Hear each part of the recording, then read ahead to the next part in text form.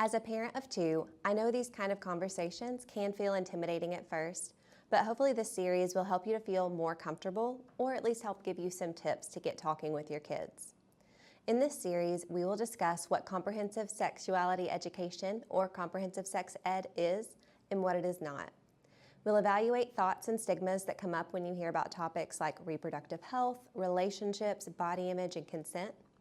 We'll review age-appropriate ways to begin these conversations at home and provide tips for talking with the children in your care.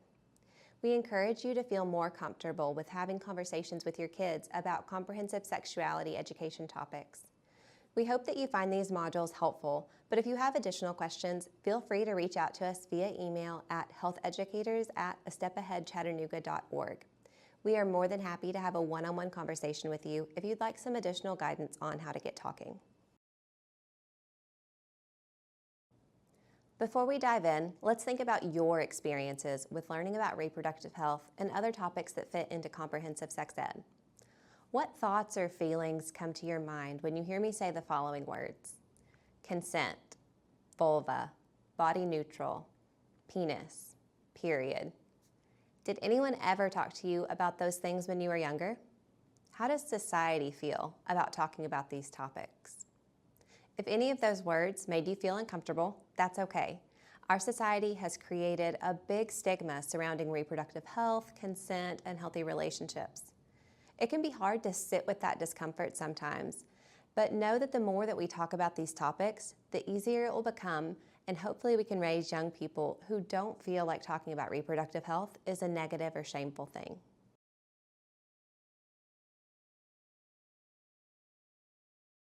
So let's get into it. What is sex ed? Sex ed is short for Comprehensive Sexuality Education.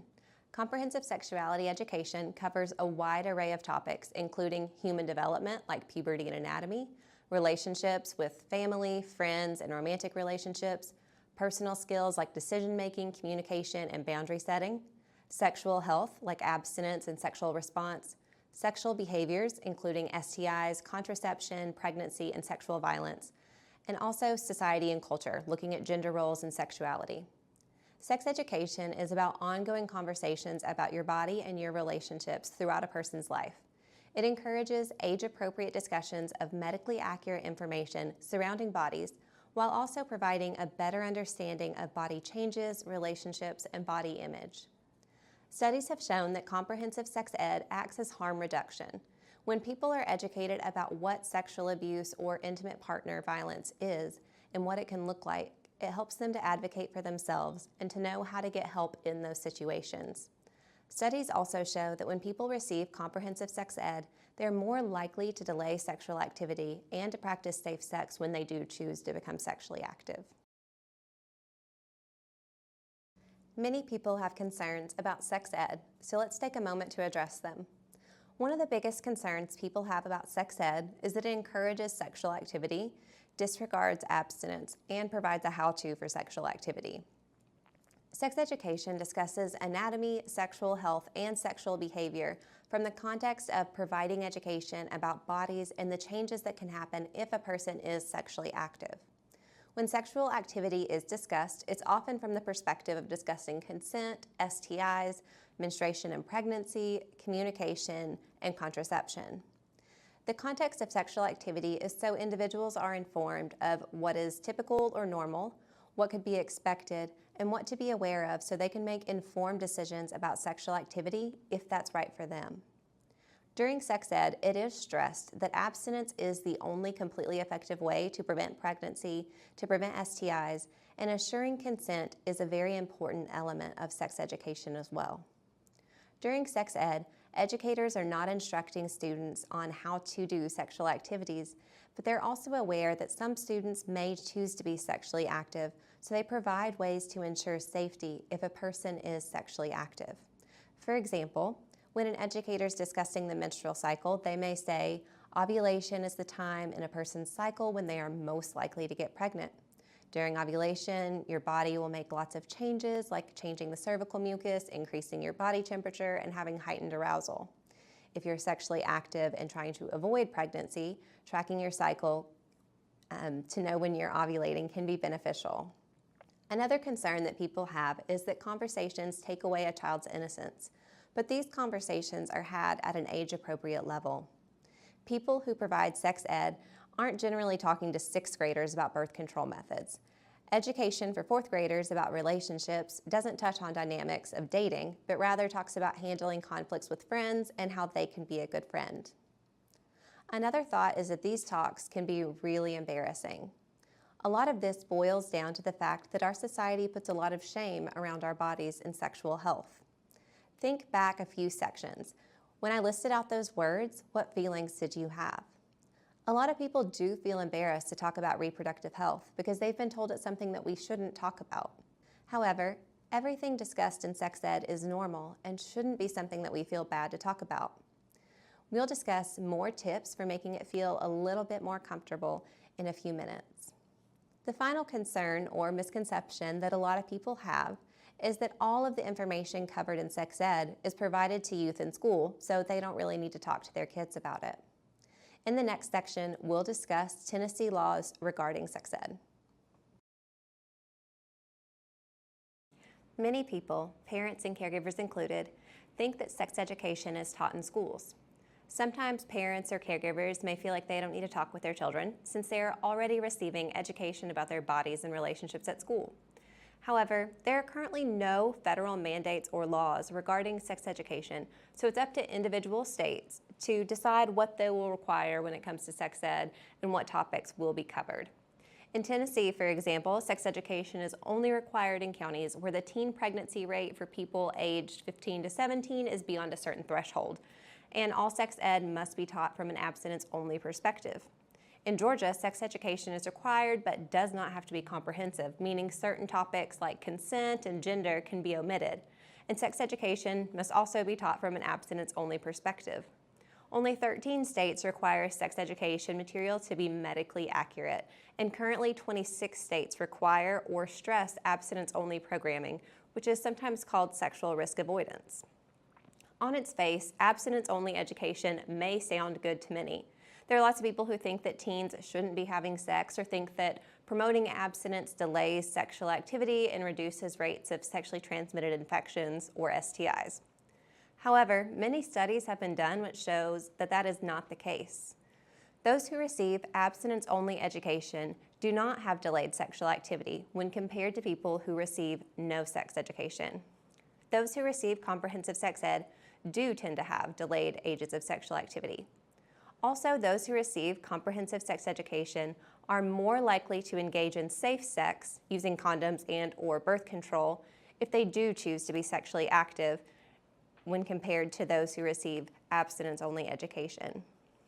An issue with abstinence-only programs is that they are not effective.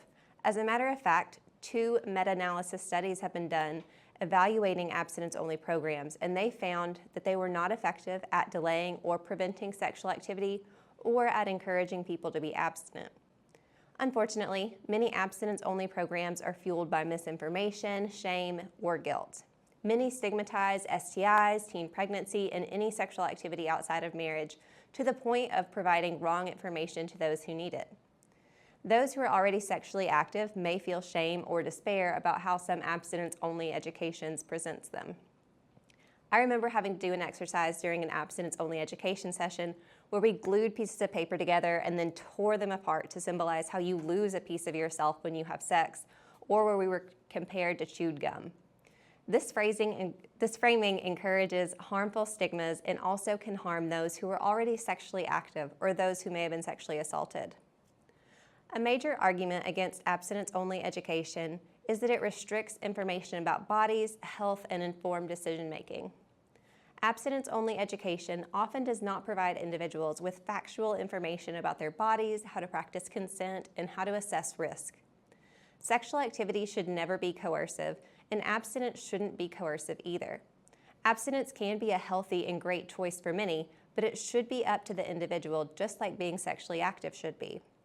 Individuals have the right to complete and accurate information about their health and their bodies.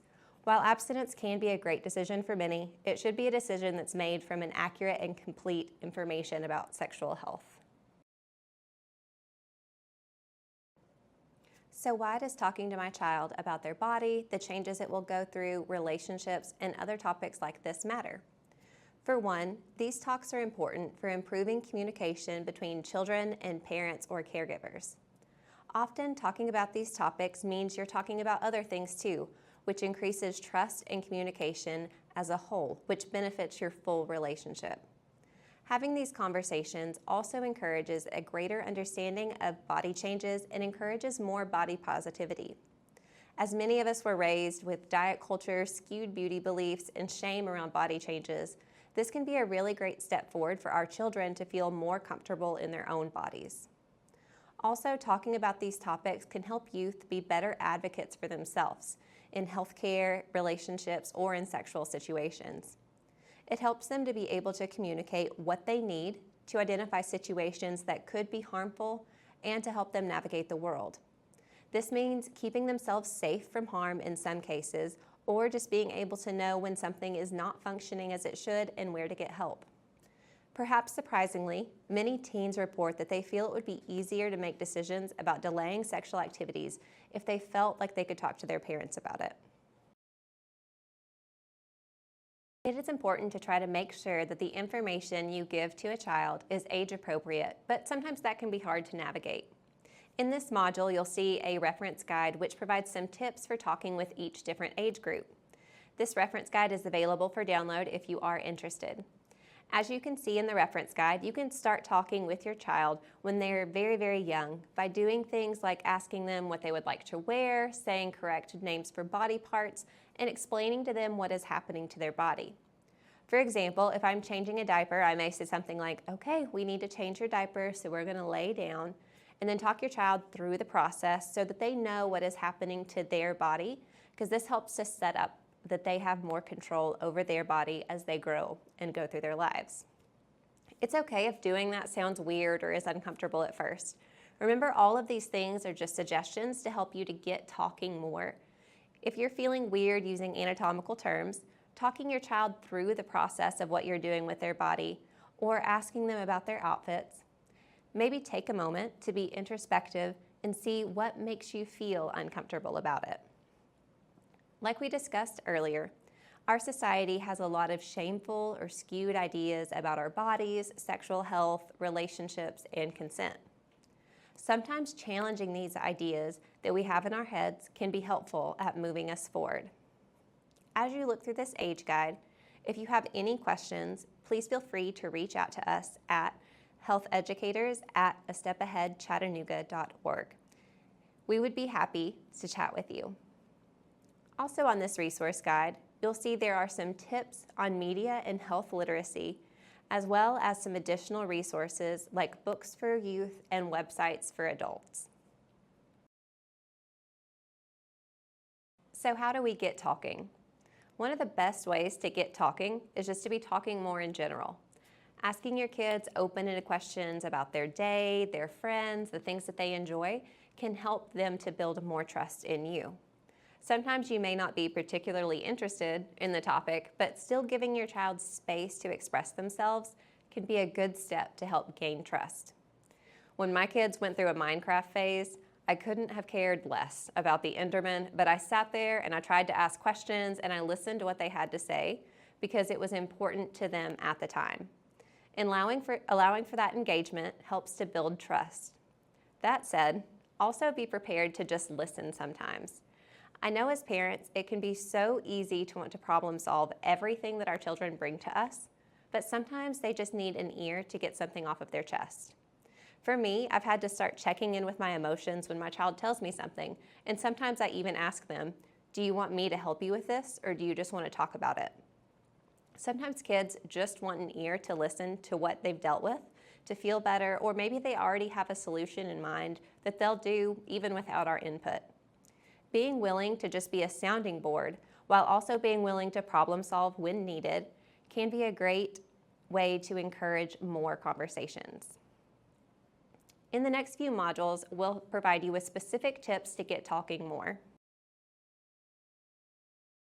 Our first tip is to talk early and talk often.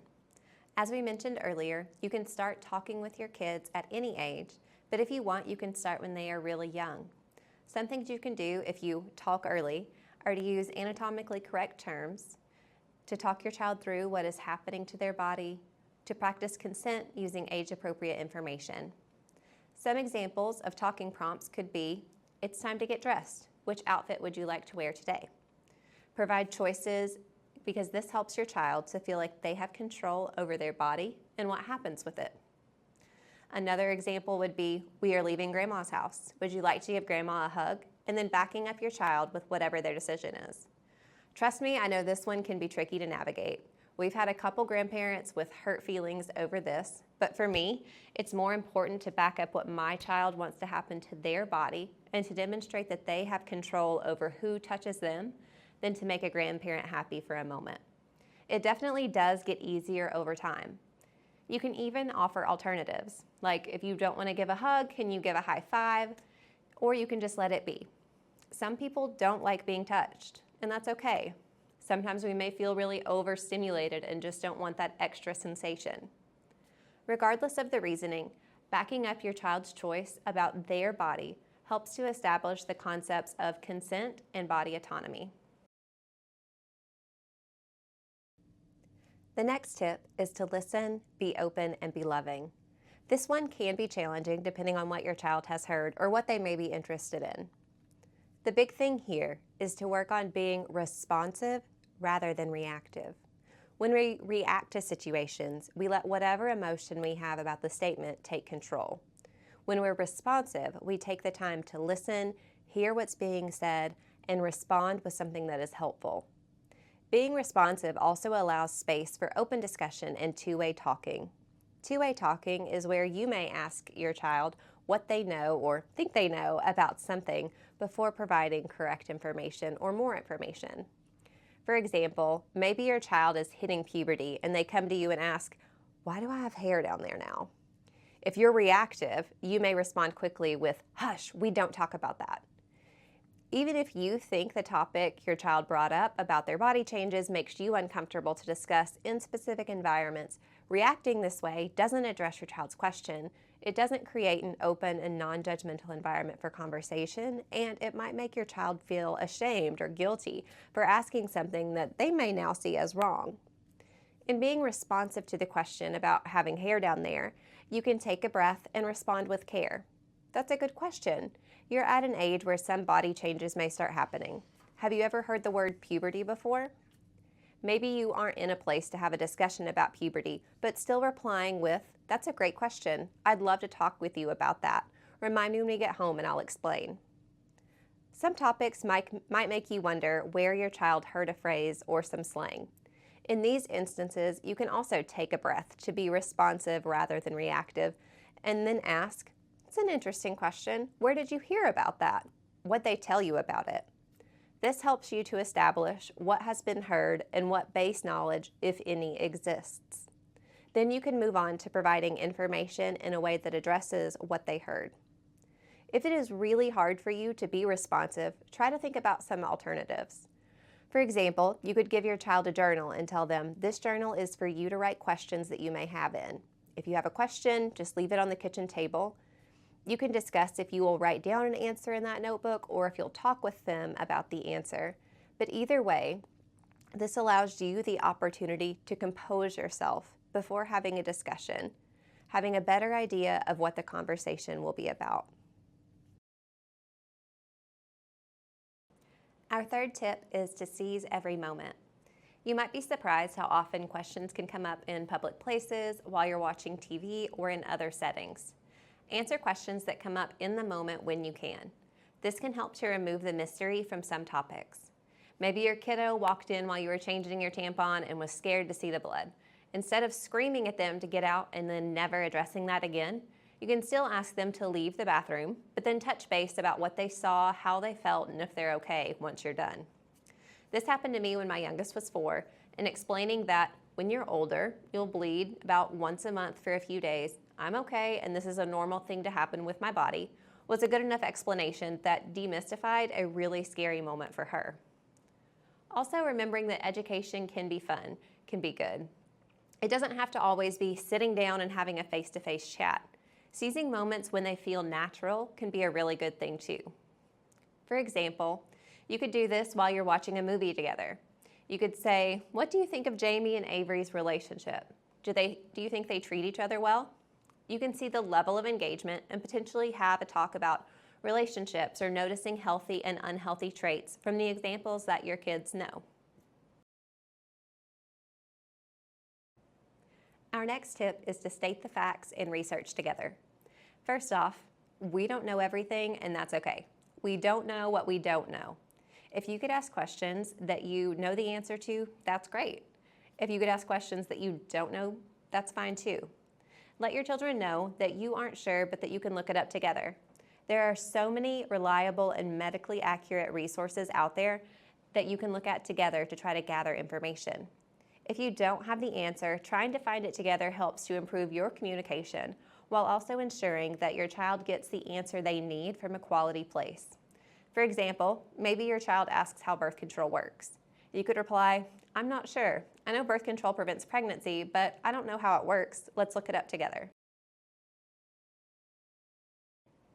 Another great tip for talking is to discuss and establish trusted adults in your child's life. Let your kids decide who they feel they can trust in their life. Maybe they think their uncle and your best friend are trustworthy adults who are good people to get advice from. Encourage your kids that it's okay to talk to those trusted adults about relationships, sexual health, consent, etc., so they can expand to have a circle of trusted adults they have access to.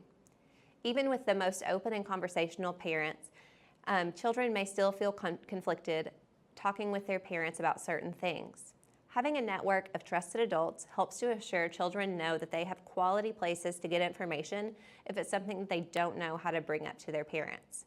This circle may look different for every kid, but again, it's important to let the kids choose who they want their trusted adults to be. Our final tip is to remember that you're only human. None of us are perfect. We all lose our cool, have bad days, get flustered. Maybe talking about reproductive health makes you feel uncomfortable or disgusted, so talking with your kids takes a lot of work on your end. That's okay. What if you accidentally told your kids wrong information? That's okay too. Check in with them, let them know where you learned the correct information, and see if they have any questions about new information. Remember that these talks, because again, it's not just one talk one time, are not crises. They're opportunities for you and your child to grow together and to strengthen your relationship. Admitting you don't know something or that you've been wrong is a really healthy trait to model for our kids. I'm gonna repeat that again because it's very important. Again, admitting that you don't know something or that you've been wrong is a really healthy thing for us to model for our kids. Sometimes being open about how you're feeling or what you've experienced can be okay. Maybe they ask you a question right as you got home from work and traffic was terrible, so you were already in a bad mood and you just snapped something back at them. Checking in and acknowledging that they weren't in the wrong for asking you that question and saying that you're sorry can be healing. If you get nervous or uncomfortable while talking or are trying to explain something that's new to you, maybe saying, "I hope all of this makes sense. No one ever talked to me about this at your age, so I'm just trying to make sure that you have the information," can be a great step to show that you're trying and that you want to help your relationship. So what if you've tried all of these tips and your kids still aren't talking? Sometimes that may happen. Some things you can do are to keep trying to have conversations in general. Make talking about their day, asking about their friends, or eating dinner together a regular thing. Over time, this will help to build trust and improve communication. Trust through communication can take time to build, so be patient. Showing an interest in their hobbies and interests can help to build trust. You can also provide resources. Even if your kids don't want to talk, you could offer a book about their bodies, relationships, or other topics and say that it's for them if they have questions. Just make it known that you're available to talk if they want to. Another great thing that you could do that may help with conversation is to be introspective. This one can be really challenging, but really take a step back and look at how you are feeling when you're trying to have conversations about bodies, health, and relationships. Are you nervous and tense? How's your tone? Are you being honest if questions are asked? How are you keeping yourself in check with judgments? Are you shutting down mentally anytime something uncomfortable gets brought up? Sometimes just checking in with ourselves about our approach can help us to recognize that maybe we could have done something a little differently, and that's okay. You could even check in with your kid to see if they felt like something was off during a conversation. I know this sounds hard and against how a lot of us were raised. It definitely can take a lot of work on your part, but it can be rewarding to learn how to approach things. Sometimes maybe just the way that we worded something to our child made them feel judged or on the spot. But if you can go back and talk about it, it can help to clear the air and help to build trust. Remember, not everything has to be a dedicated sit-down chat. You can have small conversations whenever. Chatting in a more natural way may feel more comfortable. So maybe you're taking a walk, doing a puzzle, watching TV. Again, the whole point is just about talking more. Doing things like asking how their game was, how their TV show is, can help conversations get going.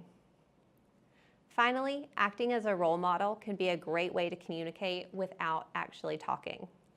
If you are demonstrating healthy conflict resolution in your life, if you're prioritizing self-care, if you're not shaming periods and body changes, all of these things help to reduce stigmas that surround these things and help to make them more normal. And it makes conversations flow a little bit easier. Also, as a role model, we can model gaining new information from reliable sources and not being afraid to admit when we don't know things or when we struggle with things. Now that you've learned about what sex education is, what it can mean to your children, and some tips for talking, we hope that you feel more equipped to tackle some of these topics with the children in your care. Like we've said, building communication can take time, but it's never too late to try to start building stronger relationships. If you have any questions or feel like you could use additional support, please feel free to reach out to us at healtheducators@astepAheadChattanooga.org, and thank you for joining us.